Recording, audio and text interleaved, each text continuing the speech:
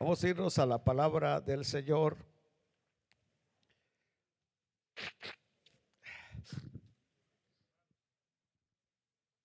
Estaremos leyendo en Mateo,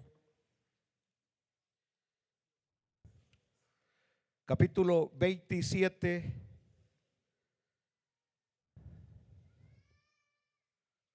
versículo 62.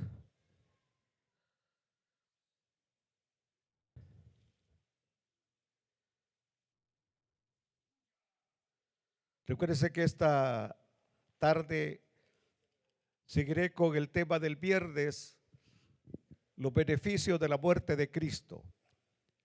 Así que los esperamos hoy a las 6 de la tarde. Es mejor estar en la iglesia que estar comiendo fajitas.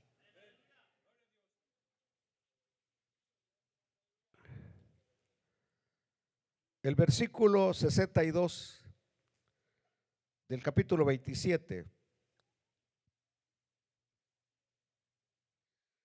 dice así: al día siguiente, que es después de la preparación,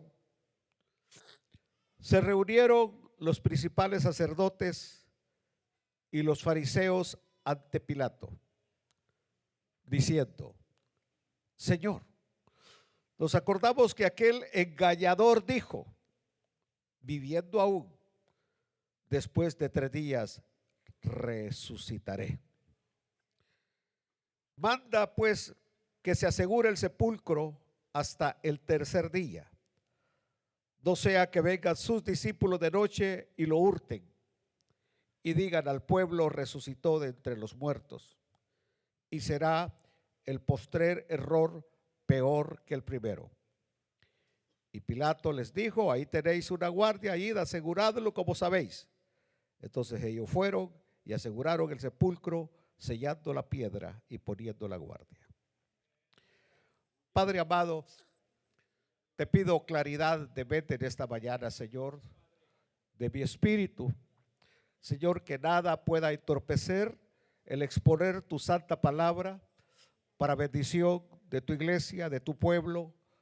Te damos gracias porque hoy estamos llegando a muchísimas naciones, a muchísimos pueblos, Señor, y que tu palabra pueda bendecirlos en el maravilloso, poderoso nombre de Jesucristo. Y decimos todos su amén fuerte.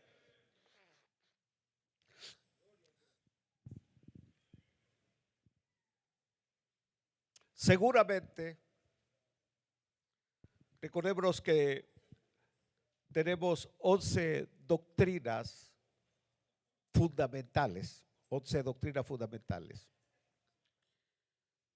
Y de esas doctrinas fundamentales se subdividen muchas otras doctrinas.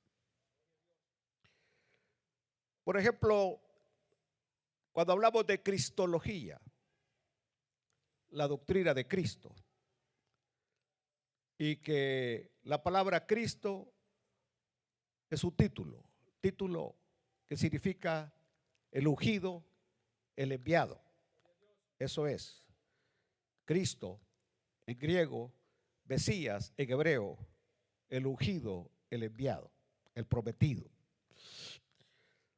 Dentro de lo que es la cristología, la doctrina de Cristo, se subdivide otras doctrinas, subdoctrinas, y una de ellas es la resurrección. La resurrección es parte de la cristología, la resurrección. De todas las doctrinas, no hay doctrina que haya sido más odiada por Satanás en toda la Biblia que la resurrección de Cristo. Es la doctrina más odiada por Satanás. Y saben ustedes que es irónico y triste ver que la resurrección de Cristo, profetizada por él mismo y por toda la Biblia, todo el Antiguo Testamento hablaba de la resurrección. Los salmos hablaban de su resurrección.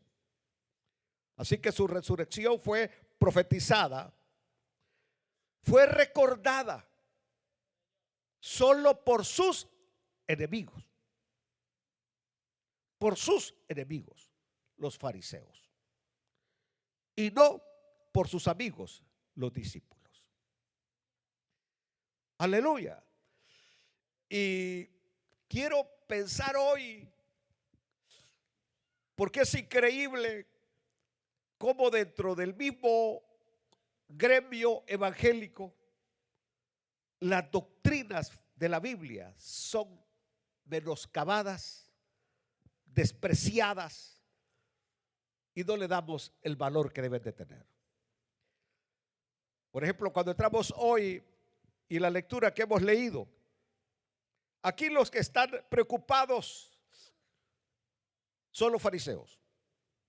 Los enemigos están preocupados y llegan donde Pilato y le dicen: Señor Pilato, nos acordamos que aquel engañador, está llamando a Cristo engañador, dijo, viviendo aún, después de 3 días resucitaré. Ellos están preocupados. Y están preocupados porque todo lo que el Señor decía se cumplía. Aleluya. Aquel ciego lo mandó que se lavara al Siloé y regresó viendo. Al paralítico le dijo: levántate, y se levantó. Aleluya. A Lázaro le dijo: ven fuera de la tumba, y salió vivo de la tumba. O sea, cuando él hablaba se cumplía lo que decía. Y vienen y le dicen: aquel engañador dijo, viviendo aún, después de 3 días resucitaré. Manda pues que se asegure el sepulcro hasta el 3er día. Están preocupados de que se cumpla lo de la resurrección. Pero ¿qué de sus amigos? ¿Qué de sus discípulos? Por ejemplo, las mujeres, Marcos 16, del 1 al 3, no se acordaban. Porque dice: cuando pasó el día de reposo, María Magdalena, María la madre de Jacobo y Salomé compraron especias aromáticas para ir a ungirle. Y muy de mañana, el primer día de la semana, vinieron al sepulcro, ya salido el sol. Pero decían entre sí: ¿quién nos removerá la piedra de la entrada del sepulcro? Jesús les había dicho no más de una vez que él iba a resucitar. Y ahora ellas, día domingo por la mañana, van a ¿qué? A ungir el cuerpo de un muerto. Pero Cristo ya no estaba muerto, Cristo había resucitado. En el capítulo 20, versículo 13 de Juan, encontramos a María Magdalena, una mujer en la cual el Señor había hecho un milagro terrible. El Señor la había liberado de una gran cantidad de demonios a María Magdalena. Y desde que fue liberada seguía al Señor fielmente. Ahora el maestro se ha ido. Ella era una de esas mujeres que acompañaba al grupo, el colegio apostólico. Y María Magdalena también había escuchado de primera fila las enseñanzas del maestro que él iba a resucitar. Pero no se acordaba que Cristo había dicho que iba a resucitar. Y por eso en el capítulo 20, versículo 13, y le dijeron: mujer, ¿por qué lloras? ¿Por qué lloras? Aleluya. Les dijo: porque se han llevado a mi Señor y no sé dónde le han puesto. Se han llevado a mi Señor. Cristo había resucitado y ella está preocupada que a dónde se había llevado el cuerpo del Señor, y estaba llorando. Creo que fue uno de mis últimos viajes a Jerusalén. Y algunas veces soy duro, lo reconozco. Pero andaban unos hermanos de una iglesia de Nueva York con nosotros en el mismo grupo. Y llegó el día que íbamos a ir al jardín del huerto. Al jardín del huerto donde está la tumba vacía. Porque quiero que sepa que hay una tumba vacía. Y cuando llegamos a la tumba vacía y estamos haciendo la línea para entrar, porque se entra uno por uno a la tumba vacía, sacando los clines, porque ni había llegado todavía a la puerta y estaban. Y en ese momento que yo veo ese cuadro de este montón de hermanitos llorando, y les digo, ¿por qué lloran? ¿Por qué lloran? Esto no es para llorar, esto es para saltar, esto es para regocijarse que Cristo está vivo.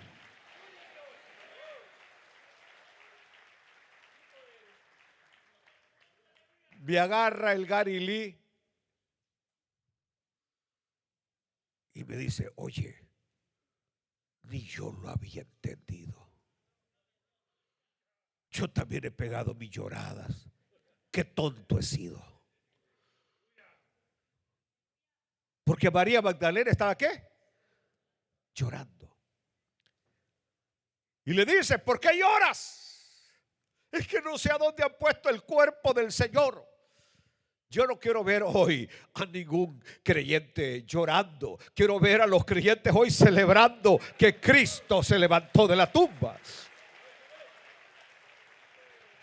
Bueno, usted dirá, pobrecita las mujeres, perdonémoslas. Al fin y al cabo, parece que ellas desde que nacieron para llorar, llorar y llorar.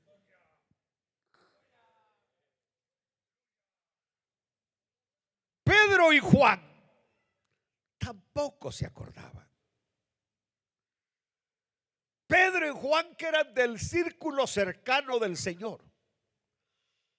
Y ahí en Lucas 24:12. Pero levantándose Pedro corrió al sepulcro.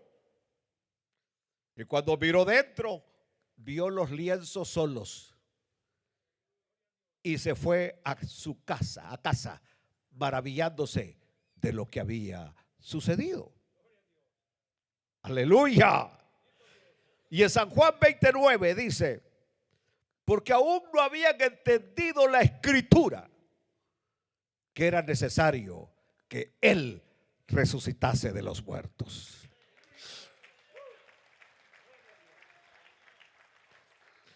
En Lucas 24 encontramos a todos los apóstoles. Y volviendo del sepulcro, dieron nuevas de todas estas cosas a los 11 y a todos los demás. Eran María Magdalena y Juana y María madre de Jacobo y las demás con ellas, quienes dijeron estas cosas a los apóstoles. Mas a ellos les parecían locura las palabras de ellas y no las creían. Creo que si seguimos por acá, también encontramos en Lucas 24:13 al 31 los discípulos de Emaús, en el camino de Emaús, donde dice la Biblia, y aquí dos de ellos iban el mismo día a una aldea llamada Emaús, que estaba a 60 estadios de Jerusalén. E iban hablando entre sí de todas aquellas cosas que habían acontecido. Sucedió que mientras hablaban y discutían entre sí, Jesús mismo se acercó y caminaba con ellos. Mas los ojos de ellos estaban velados para que no le conociesen. Y les dijo, ¿qué pláticas son estas que tenéis entre vosotros mientras camináis? ¿Y por qué estáis tristes? Respondiendo uno de ellos, que se llamaba Cleofas, le dijo, ¿eres tú el único forastero en Jerusalén que no ha sabido las cosas que en ella han acontecido en estos días? Entonces él les dijo, ¿qué cosas? Y ellos le dijeron, de Jesús Nazareno, que fue varón profeta, poderoso en obra y en palabra delante de Dios y de todo el pueblo. y cómo le entregaron los principales sacerdotes y nuestros gobernantes a sentencia de muerte y le crucificaron. Pero nosotros esperábamos que Él era el que había de redimir a Israel. Y ahora, además de todo esto, hoy es ya el tercer día que esto ha acontecido. Aunque también nos han asombrado unas mujeres de entre nosotros, las que antes del día fueron al sepulcro. Aleluya, sigamos leyendo. Y como no hallaron su cuerpo, vinieron diciendo que también habían visto visión de ángeles, quienes dijeron que Él vive. Y fueron algunos de los nuestros al sepulcro y hallaron así como las mujeres habían dicho, pero a Él no le vieron. Entonces Él les dijo, Jesús, oh insensatos y tardos de corazón para creer todo lo que los profetas han dicho. ¿No era necesario que el Cristo padeciera estas cosas y que entrara en su gloria? Y comenzando desde Moisés y siguiendo por todos los profetas, les declaraba en todas las escrituras lo que de él decían. Llegaron a la aldea a donde iban, y él hizo como que iba más lejos. Mas ellos le obligaron a quedarse diciendo, quédate con nosotros, porque se hace tarde y el día ya ha declinado. Entró pues a quedarse con ellos, y aconteció que estando sentado con ellos a la mesa, tomó el pan y lo bendijo, lo partió y les dio. Entonces les fueron abiertos los ojos y le reconocieron, mas él se desapareció de su vista. Yo les pregunto en esta mañana a ustedes, ¿ustedes verdaderamente creen que Cristo resucitó de los muertos? ¿Ustedes verdaderamente creen que Cristo vive?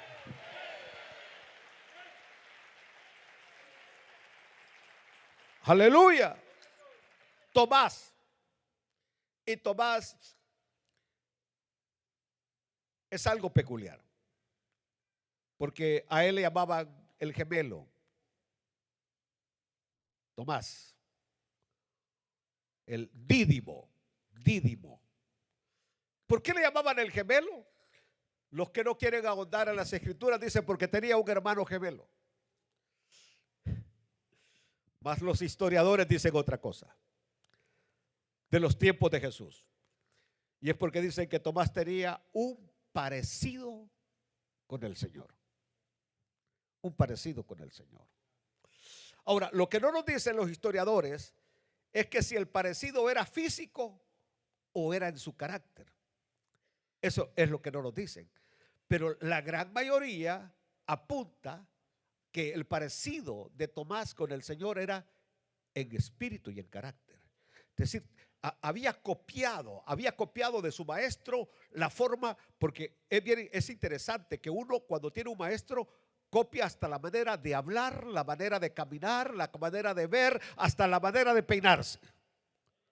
Y como que Tomás había copiado eso.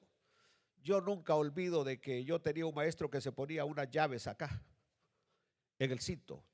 Mi primer maestro de filosofía se ponía unas llaves acá. Pero él se ponía las llaves porque ahí andaban las llaves de su cuarto y andaban las llaves de su carro. Yo me busqué unas llaves viejas y me las traje también. Y como él cuando estaba enseñando hacía así este movimiento para que las llaves se movieran, yo imitador de mi maestro también le hacía así para que las dos llaves que me había conseguido botadas también se movieran. Entonces estoy diciéndoles eso porque Tomás tenía un parecido fuerte con el Señor. Por eso es increíble que ahora Tomás no esté recordando las enseñanzas del maestro que él iba a resucitar. Y vean ustedes en Juan 20, 24 al 29. Pero Tomás, uno de los 12, llamado Dídimo, no estaba con ellos cuando Jesús vino. Le dijeron pues los otros discípulos, al Señor hemos visto. Él les dijo, si no viere en sus manos la señal de los clavos y metiere mi dedo en el lugar de los clavos y metiere mi mano en su costado, no creeré. 8 días después estaban otra vez sus discípulos dentro y con ellos Tomás. Llegó Jesús estando las puertas cerradas y se puso en medio y les dijo: paz a vosotros.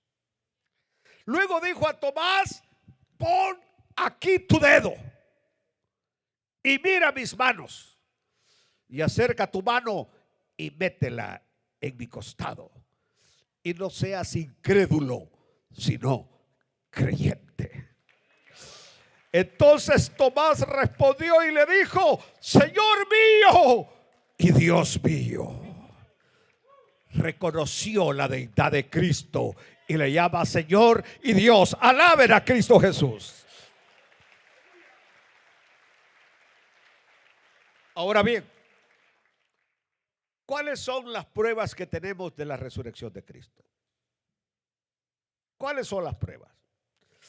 Ustedes saben que han aparecido muchos líderes religiosos. Los más notables: Mahoma, Buda, Confucio, Lao Tse, Zoroastro, grandes líderes religiosos. Pero en todos esos lugares, ahí está la tumba de ellos. Hay una tumba que es la tumba de Buda. Hay una tumba que es la tumba de Mahoma. Hay otra tumba que es la tumba de Confucio, o la tumba de Lao Tse, o la tumba de Zoroastro. Pero allá en Jerusalén hay una tumba que está vacía porque él había resucitado de los muertos.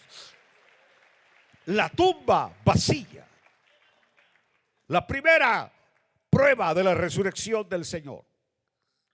Luego hay otra segunda prueba: el tremendo cambio operado en sus discípulos.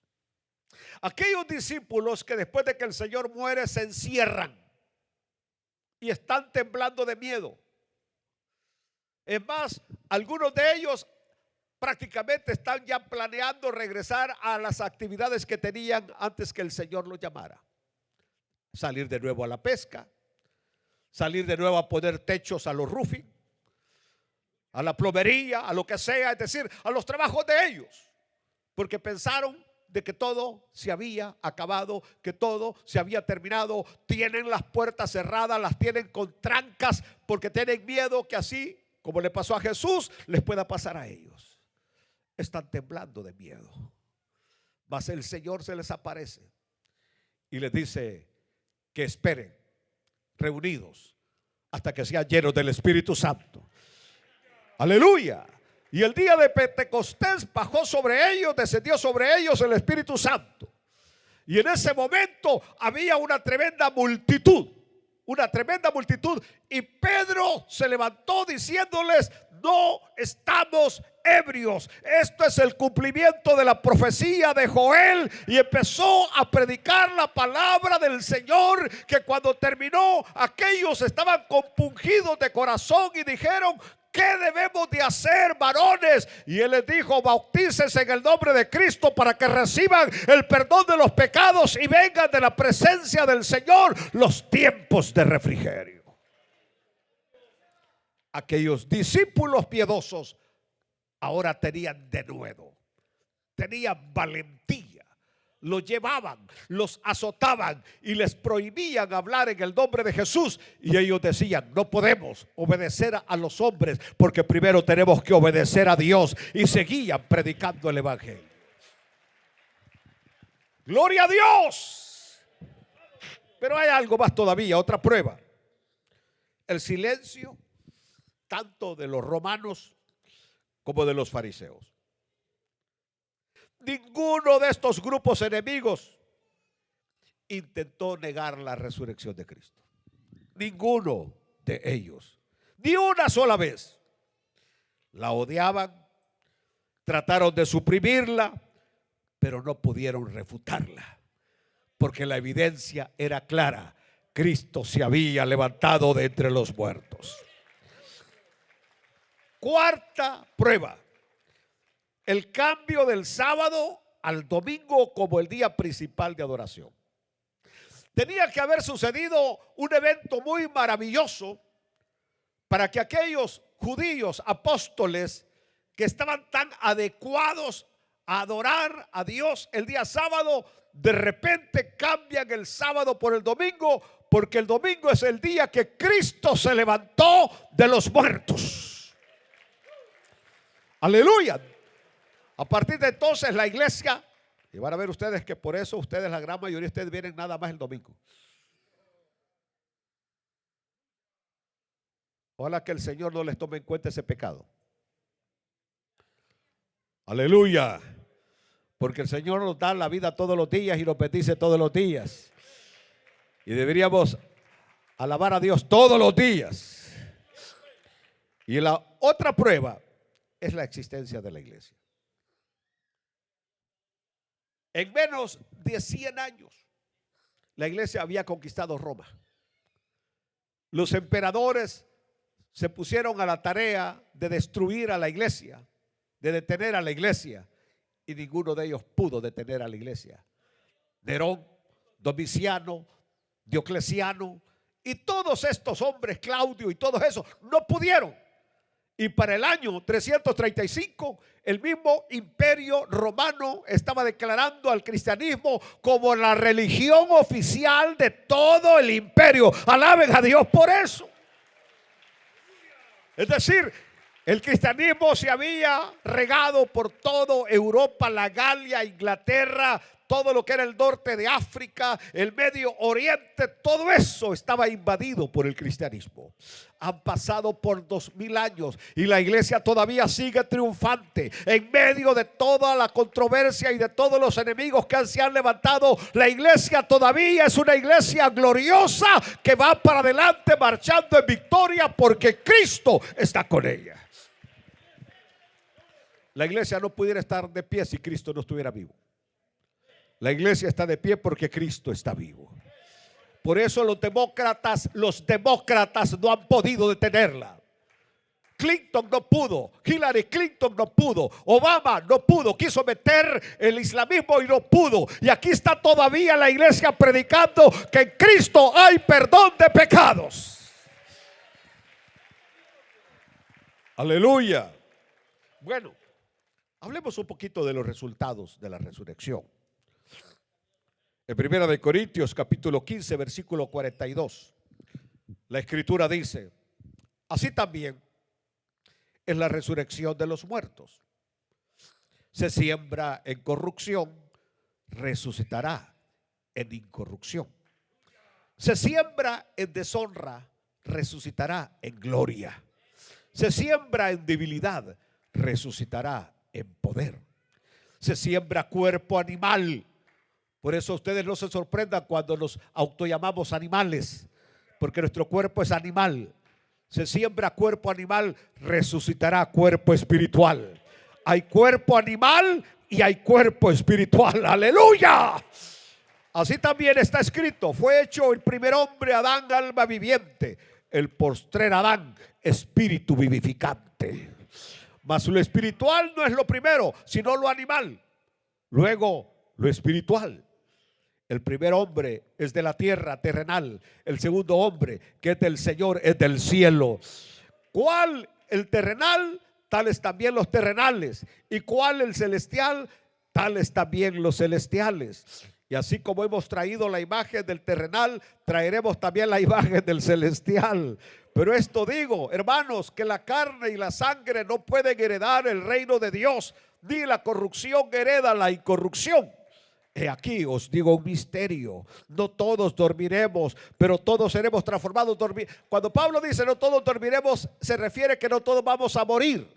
Para Pablo no usa la palabra morir. Nosotros no morimos, nosotros dormimos. Alaben a Dios, aleluya. Por eso usted no debe llorar cuando un ser querido creyente se va de esta tierra, porque no está muerto, está durmiendo, esperando la trompeta que lo despierte y se vaya con el Señor. Aleluya, aleluya. En un momento, en un abrir y cerrar de ojos, a la final trompeta, porque se tocará la trompeta y los muertos serán resucitados. Se tocará la trompeta y los muertos serán resucitados incorruptibles, y nosotros seremos transformados.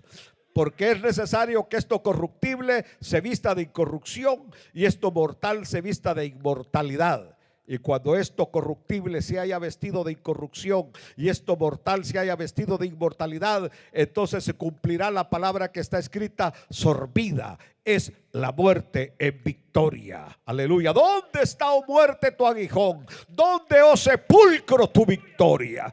Ya que el aguijón de la muerte es el pecado y el poder del pecado la ley, mas gracias sean dadas a Dios que nos da la victoria por medio de nuestro Señor Jesucristo. Aleluya. Así que, hermanos míos, amados, estad firmes y constantes, creciendo en la obra del Señor siempre, sabiendo que vuestro trabajo en el Señor no es en vano. La resurrección trajo bendiciones inmediatas y bendiciones futuras. Entre las bendiciones inmediatas, número uno, una garantía de nuestra justificación. Porque Cristo resucitó, yo puedo decir que he sido justificado por Dios. ¿Por qué razón? Y ahí tenemos el texto bíblico de Romanos 4:25, el cual fue entregado por nuestras transgresiones y resucitado para nuestra justificación. Por su muerte mis transgresiones son purificadas, pero por su resurrección soy justificado. ¿Qué quiere decir eso, pastor? Bueno, te lo dije al principio, que Cristo muriera en la cruz no evidenciaba que Él era Dios. Fue el haberse levantado de la tumba el que testifica y gritan los ángeles que Él es Dios, el Dios vivo que vive y permanece para siempre. Así que usted debe estar seguro de que usted ha sido justificado porque Cristo resucitó. Segundo, una garantía de poder y fortaleza actuales. Efesios 1:18 dice: alumbrando los ojos de vuestro entendimiento, para que sepáis cuál es la esperanza a que Él os ha llamado, y cuáles las riquezas de la gloria de su herencia en los santos. Sigamos leyendo. Y cuál la supereminente grandeza de su poder para con nosotros los que creemos, según la operación del poder de su fuerza, la cual operó en Cristo, resucitándole de los muertos y sentándole a su diestra en los lugares celestiales, sobre todo principado y autoridad y poder, aleluya, y señorío, y sobre todo nombre que se nombra, no solo en este siglo, sino también en el venidero. Y sometió todas las cosas bajo sus pies y lo dio por cabeza sobre todas las cosas a la iglesia, la cual es su cuerpo, la plenitud de aquel que todo lo llena en todo. Escuchen bien. Y Él os dio vida a vosotros cuando estabais muertos en delitos y pecados. Así dice la palabra: en los cuales anduvisteis en otro tiempo, siguiendo la corriente de este mundo, conforme al príncipe de la potestad del aire, el espíritu que ahora opera en los hijos de desobediencia, entre los cuales también nosotros vivimos en otro tiempo en los deseos de nuestra carne, haciendo la voluntad de la carne y de los pensamientos, y éramos por naturaleza hijos de ira, lo mismo que los demás. Pero Dios, que es rico en misericordia, por su gran amor con que nos amó, aleluya, aún estando nosotros muertos en pecado, nos dio vida juntamente con Cristo. Por gracia sois salvos, y juntamente con Él nos resucitó y asimismo nos hizo sentar en los lugares celestiales. Para Cristo ya estamos resucitados, para Cristo ya estamos sentados en los lugares celestiales, para mostrar en los siglos venideros las abundantes riquezas de su gracia en su bondad para con nosotros en Cristo Jesús. Porque por gracia sois salvos por medio de la fe, y esto no de vosotros, pues es don de Dios, aleluya, no por obras para que nadie se gloríe, porque somos hechura suya, creados en Cristo Jesús para buenas obras, las cuales Dios preparó de antemano para que anduviésemos en ellas. Así que usted no es ningún creyente débil, no es ningún creyente que está de segunda, no, usted es un creyente fortalecido de poder, aún sobre potestades, principados y demonios. Aleluya. Así que usted no me venga diciendo: ay, pastores, que soy débil. Ay, pastores, que no puedo. ¿Cómo que no puede? Si el poder que operó en Cristo para resucitarlo es el mismo poder que opera en nosotros hoy en día. Aleluya. Gloria a Dios. Gloria a Dios. Aleluya. Aleluya. ¿Saben ustedes que quiero poner una noticia que no tiene nada que ver con el mensaje de resurrección, pero que muestra la debilidad del hombre? Ustedes saben la noticia de este muchacho Eroclif, que le acertó 13 balazos a otro muchacho porque encontró a su esposa con él en un estacionamiento de un lugar. El esposo a la cárcel, esperando una condena mínima de 90 años. Porque 13 balas habla de algo terrible en una corte. Una cosa es que le hubiera pegado 2 balazos y que lo hubiera matado, pero al dejarle disparar, ¡pum, pum, pum!, todo habla de una situación muy mala. Así que ese pobre muchacho de 32 años, suponiendo que le vaya muy bien en la cárcel, va a estar sus 40 años mínimo recluido allí. Si tiene 32, va a estar saliendo de 72 años, ya un anciano. El otro, que andaba con su esposa, está muerto, esperando que lo entierren un día de estos. Ella queda libre y en un par de meses estará con otro bandido. ¿Me están oyendo? ¿Me están oyendo? Ahora, ¿qué conduce a una persona a actuar de esa manera? El ser débil de carácter. Ser débil. Matar a otro, golpear a otro, eso no es ser fuerte, es ser débil. Porque si yo me doy cuenta que mi mujer está con alguien, yo mismo se la voy a dejar a la puerta. Aquí te la traigo, es toda tuya. Aleluya. Mira, le gustan los frijoles, le gusta comer casamiento, arroz con frijoles. Hasta le digo sus gustos. ¿Entendió? Es decir, si ya alguien no quiere estar contigo, ¿por qué te aferras a que esté contigo? Hay 4 billones de mujeres, 3 billones de hombres. Hay 1 billón de mujeres que no saben con quiénes se van a casar porque no hay muchos hombres.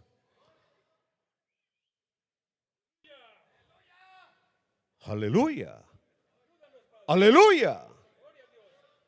Y usted peleándose, muriéndose. Tenga carácter. Tenga carácter. ¿Por qué se ríen así con unas risas todas nerviosas? Y otros están agarrando a la mujer como que...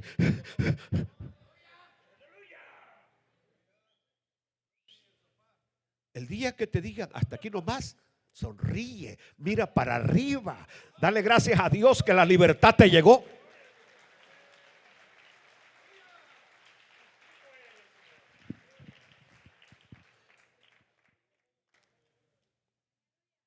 Se me quedan viendo como que soy objeto volador no identificado, ¿no? No, yo no estoy a favor del divorcio, ni estoy a favor de la separación. Lo que sí enseño es que cuando la persona te dice ya no te quiero, esto se acabó, que se acabe. Que se acabe de una vez y para siempre. ¿Por qué vas a vivir con la incertidumbre toda la vida que vas a llegar a la casa y ya no va a estar? ¿Por qué vas a vivir con la incertidumbre que sale y no sabes a dónde va? ¿Por qué tienes que andarle poniendo GPS al carro o controlando en el teléfono? ¿Por qué no vivir en paz y tener una vida de abundancia y de gozo, que es la que el Señor quiere que tengamos? ¡Aleluya!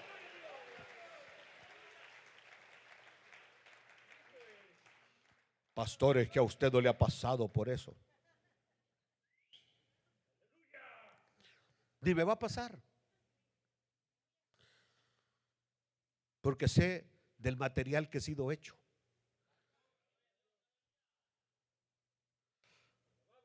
Esto no tiene que ver con el mensaje de resurrección. Simplemente estoy diciendo que el Señor nos ha dado poder y fortaleza. Mire, todos nosotros, yo soy padre y soy abuelo. Y yo me gozaría de que mis hijos y todos mis nietos estén aquí en el culto alabando a Dios. Pero yo no me voy a quitar la vida, ni me voy a amargar, ni voy a perder mi paz porque no estén. ¿Lo entendieron? Si no están, no están. ¿Y qué voy a hacer? ¿Puedo cambiar esa situación? No la puedo cambiar. Les deseo el bien, deseo la bendición. Les he mostrado el camino que conduce a la bendición. No quieren transitar por él. Ni modo. Pero yo no voy a dejar de comer, ni de dormir, ni de estar el día domingo a las 7:30 con mi saco blanco porque es culto de resurrección, porque ellos no están. ¿Lo entiende? Y usted hoy no vino solo porque ella no vino hoy, usted no vino. Solo porque él no quería venir, usted no vino. ¿Acaso él o ella va a dar cuenta por usted cuando el Señor venga? De ninguna manera. La salvación es individual.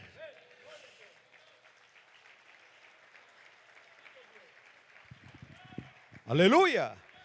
Y mi abuelo decía que el que se muere por su culpa, ¿cómo era que decía? Que lo entierren parado. ¿Qué digo? Sigamos con resurrección. Tercero, una garantía de trabajo fructífero. Cristo ha resucitado. Y por eso es que Benecer tuvo un culto a las 8 de la mañana con una cantidad de cientos de personas. Y hoy estamos a las 10 de la mañana con cientos de personas, porque Cristo hace fructificar su obra.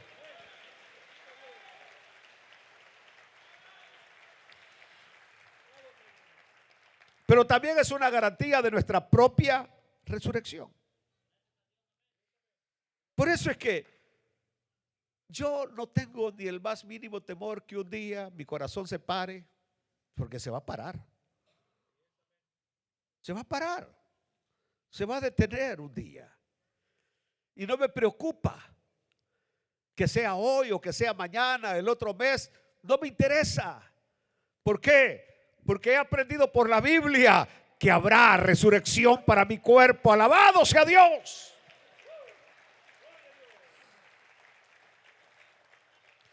Ahora, cuando hablamos de bendiciones futuras, cambio de corrupción a incorrupción, decía Pablo en esto que hemos leído. Nuestro cuerpo es un cuerpo de corrupción. Todos los días en nuestra cama dejamos miles y miles de células muertas. Por eso es que hay que cambiar la ropa de cama por lo menos una vez al año.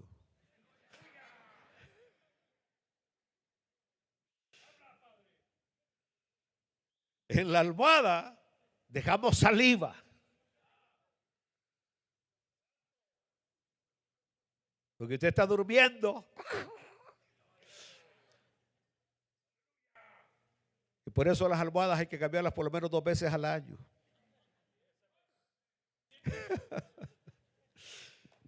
Entonces son miles, porque nuestro cuerpo es. Por eso el Señor es maravilloso, que hizo que nuestras células se estén regenerando. Porque si no, rápido se terminaría todo. Pero mire, ¿se ha fijado? ¿Se ha fijado usted? Y lo que le decía un día de estos, que nos ponemos la gran repostería de maquillaje para ocultar las arrugas. Pero cuando en la noche vienen y se quitan ese volado,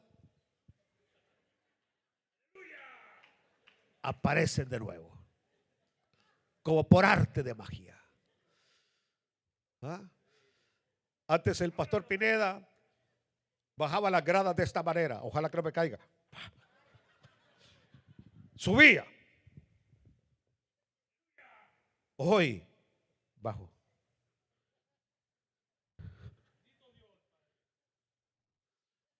Y algún día, no sé, van a tener que ponerme un barandal para subir. Corrupción. Nuestros dientes, y especialmente si no los cuidamos bien, se empiezan a caer. Nuestra mirada se empieza a agotar. Y aunque nos pongamos mucha crema de párpados, los párpados se caen. Ya no oímos bien. Nos caemos y todo se quiebra. Aleluya. Ayer vino un señor como de 60 años y yo le dije, bueno, pero no, me dijo la esposa, si tiene más de 3 años que no me toca. Le dije, ¿qué le pasa si usted se ve joven? No, es que ella no quiere. Yo te he dicho eso. Son unos grandes amigos míos. Le digo, ¿puedo decirlo de ustedes en el púlpito? Porque ahora voy a pedir permiso para decir, sí, dígalo. Que algunos nada más están ya de adorno, me dijo la señora. Y yo lo que le dije es que todo se acaba. Todo se termina. Corrupción. Lázaro murió y tenía llagas por todo el cuerpo. Los perros venían y lo lamían y estaba flaco, estaba enfermo, estaba el pobrecito desnutrido. Pero el día que su corazón se detuvo, los ángeles vinieron y se lo llevaron. Y cuando Lázaro despierta allá en el Hades, está joven de nuevo, ya no tenía llagas, ya no estaba desnutrido.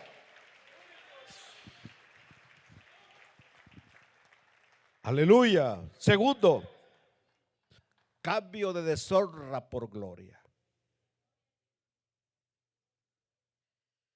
Tus luchas se acabarán. Mis luchas se acabarán. Tus tentaciones se acabarán. Mis tentaciones se terminarán. Todo aquello que de vez en cuando trae deshonra se acabará. Porque estaremos en un lugar de gloria siempre con el Señor. Habrá un cambio de debilidad por poder. Debilidad ahora somos, desde el punto de vista, porque somos terrenales. Pero eso se acabará. Y se cambiará nuestro cuerpo animal por un cuerpo espiritual. Alaban a Dios, hermanos.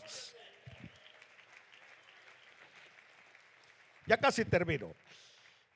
Y como no quiero mentir, aleluya, porque el hermano me dijo, hermano, usted dice que la mentira es pecado.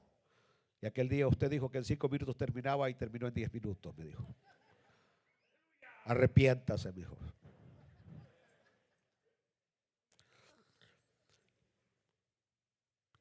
En relación a nuestro Salvador, la resurrección mostró que su deidad. Romanos 1:4 dice, escuchen bien, que fue declarado ¿qué? Hijo de Dios, con poder, según el Espíritu de santidad, por la resurrección de entre los muertos. Yo tenía mucho que hablar hoy en este punto, pero no voy a entrar. Por ejemplo, cuando Cristo, porque la Biblia dice que descendió a los infiernos. Pero cuando el santo llega a los infiernos, todos los demonios empezaron a temblar. Recordémonos aquellos demonios en Gadara. ¿Qué tienes con nosotros? ¿Qué tienes con nosotros, Hijo del Altísimo? ¿Por qué nos vienes a atormentar antes de tiempo? Y la gran pregunta que se da es, ¿a qué fue Cristo a los infiernos? La Biblia declara que fue a predicarle a los espíritus encarcelados. ¿Cuáles espíritus? Bueno, recordémonos que en aquel tiempo el Hades estaba dividido en dos, donde estaban los justos y donde estaban los injustos. Se veían de un lado a otro. Y no era justo que los justos estuvieran ahí. Por eso Cristo fue a sacarlos de ahí. ¡Ah! Pero para sacarlos de ahí, para poderlos sacar de ahí, primero Él tenía que quitarle las llaves a Satanás. Y por eso es que en Apocalipsis dice: y tengo las llaves, alaben a Dios, y tengo las llaves. Porque llegó ahí a sacar a los justos. Ahí estaba Abraham, ahí estaba Isaac, ahí estaba Jacob, ahí estaba Isaías, Jeremías. Ahí estaban en el centro de la tierra. Ahora, la gran pregunta me dijo el hermano Cruz, José Luis: ¿por qué tenía las llaves el diablo? Simple y sencillo: porque Adán se las dio. El primer Adán se las dio en bandeja de plata cuando desobedeció a Dios. Así que Adán le entregó el señorío que Dios le había dado, se lo entregó al diablo. El segundo Adán, porque por el primer Adán vino la muerte, por el segundo Adán vino la vida. Cristo fue a recuperar lo que Adán había perdido. Y por eso de ahí salieron los santos. Ahora está en el tercer cielo. El paraíso está ahora en la antesala del cielo. Y para allí vamos nosotros. Alaban al Señor, hermanos. Gloria a Dios. Aleluya. Y no voy a terminar, ni modo, porque el tiempo se fue. Pero por ello Cristo fue exaltado. Por eso es que leemos en Hechos 5:30: el Dios de nuestros padres, el Dios de nuestros padres levantó a Jesús, a quien vosotros matasteis colgándole en un madero. Versículo 31: a este Dios ha exaltado con su diestra por príncipe y salvador, para dar a Israel arrepentimiento y perdón de pecados. Nos ponemos de pie. Filipenses capítulo 2, versículo 9. Por lo cual Dios también le exaltó hasta lo sumo y le dio un nombre, a ver todos, y le dio un nombre que es sobre todo nombre, para que en el nombre de Jesús se doble toda rodilla de los que están en los cielos y en la tierra y debajo de la tierra. Y ahí todos.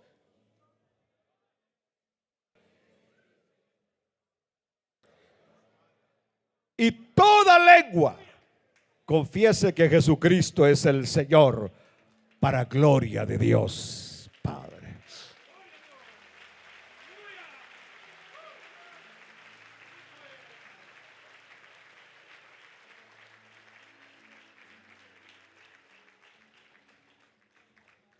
Padre, es maravilloso saber que nos amaste hasta lo infinito, al punto que enviaste a tu Hijo amado a derramar su sangre por nosotros. Al tercer día se levantó de entre los muertos y ahora vive y reina, sentado a la diestra tuya.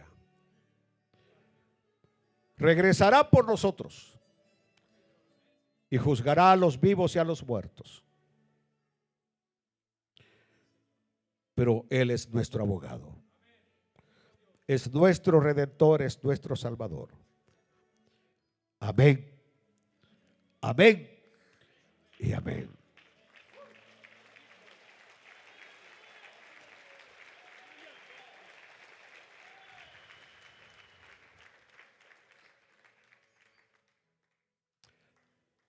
Si usted no es salvo, hoy tiene la gran oportunidad de ser salvo. Él lo amó Se entregó por usted. Él ahora le dice: hijo mío, dame tu corazón. ¿Quién de ustedes le quiere dar su corazón a Jesús, al Cristo maravilloso? ¿Alguno de ustedes le quiere entregar su corazón al Señor? ¿Alguien le quiere entregar su corazón al Señor en esta mañana? ¿Quién se levanta de esa silla, levanta sus manos y me dice: pastor, ore por mí? Quiero entregarle mi corazón al Señor. Quiero recibir el inmenso amor de Dios. Dios le bendiga. Quiero recibir el inmenso amor de Dios.